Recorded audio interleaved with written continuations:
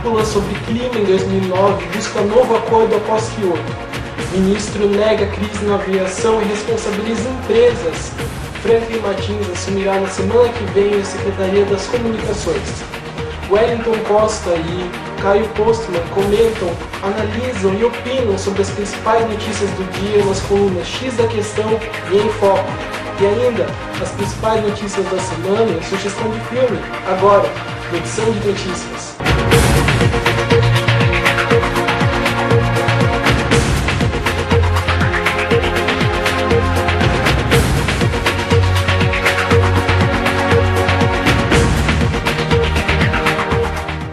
Boa noite.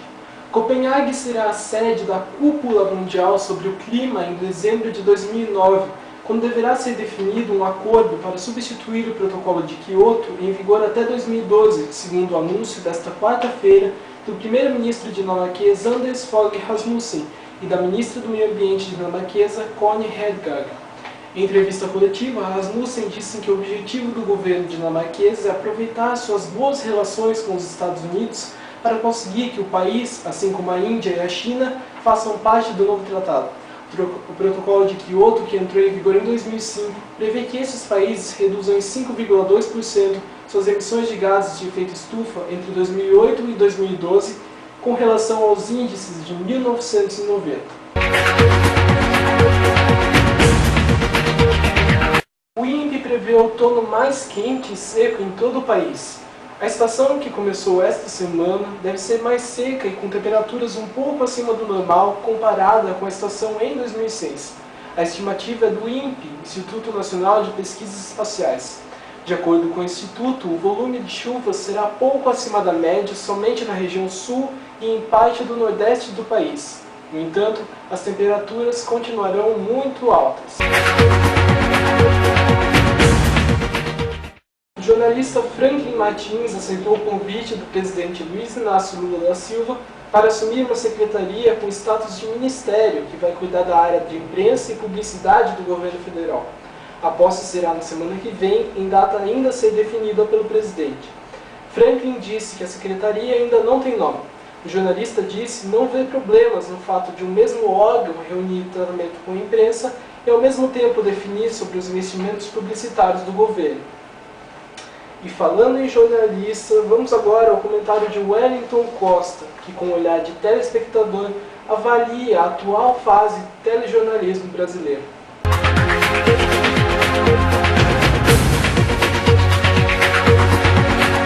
A atual fase do telejornalismo brasileiro emana insegurança e transmite aos telespectadores, principalmente aos mais observadores, a vulnerabilidade a que repórteres, editores e apresentadores estão sujeitos devido à falta de estrutura e imparcialidade de algumas emissoras.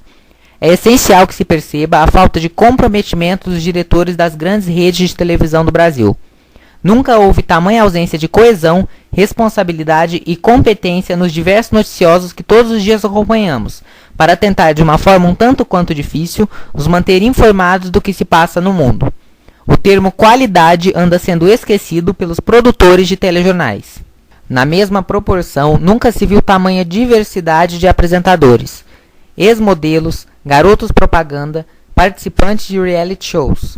A cada dia são acrescentados a essa gama outros e outros, que formados ou não, conscientes da responsabilidade ou não, se embrenham na divertidíssima causa do jornalismo realmente informativo e importante para o bom andamento das nossas vidas. Todavia, no outro lado da corda, se encontram sobreviventes, clamantes por uma posição de respeito em alguma emissora ou veículo de comunicação que tenha como princípio básico manter seu público atualizado.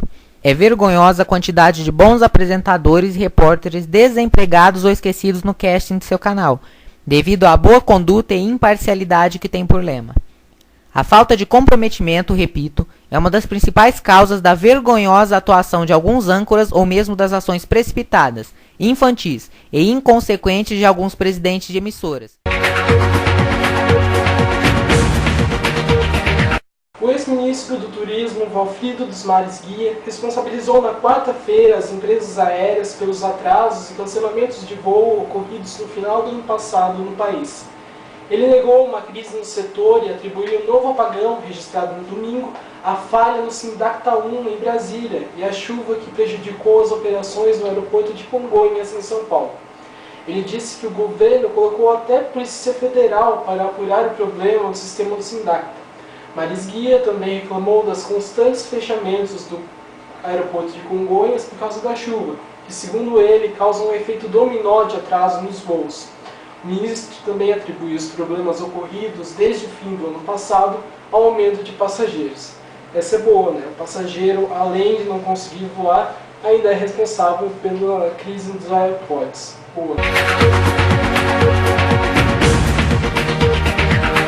É hora de ficar informado sem perder tempo. Vamos ver o que foi notícia nessa semana. Lula pede investigação de causas do apagão aéreo.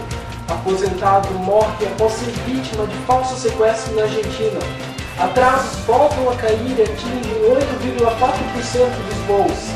Falta de água limpa atinge mais de 1 bilhão de pessoas. Mega operação da Polícia Civil prende 1.675 pessoas em São Paulo. O Conselho de Segurança da ONU reforçará sanções contra o Iraque. Vamos agora ao comentário de Caio Postman. A violência urbana é o delicado tema da coluna X da Questão dessa semana.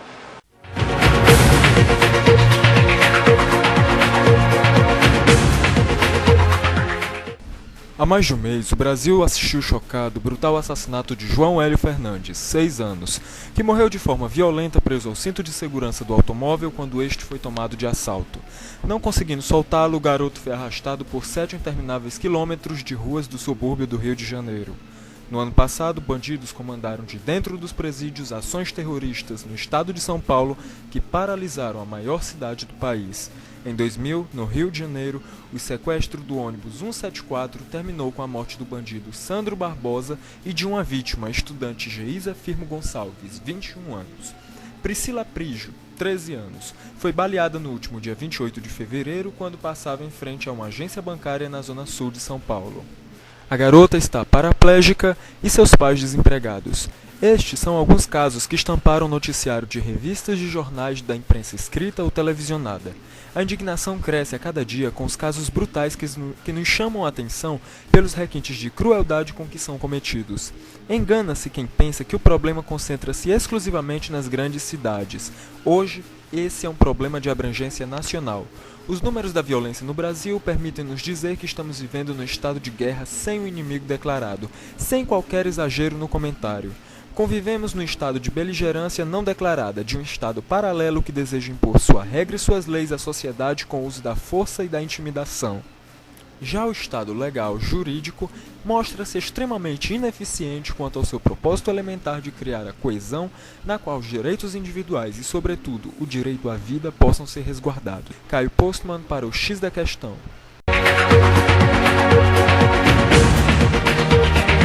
Na próxima semana, o YouTube apresentará os melhores vídeos gerados pelos usuários do site em 2006. Na segunda-feira, os usuários do site poderão assistir a vídeos de 7 categorias e votar nas melhores produções. A votação acabou na sexta-feira. A premiação será entregue amanhã. O ano de 2006 foi realmente o ano pioneiro em vídeo online e conteúdo gerado por usuários, disse Jim Byrne, diretor de marketing do YouTube. O site dividiu os vídeos em categorias, como mais criativo, inspirador, melhor série, comédia, musical e comentário. Uma 7ª categoria, vídeo mais adorável, vai prestigiar os trabalhos de produções tão bonitinhas que até doem, como cães e gatos dormindo. É hora da sugestão de filme da semana. A sugestão é Happy Feet, o Pinguim.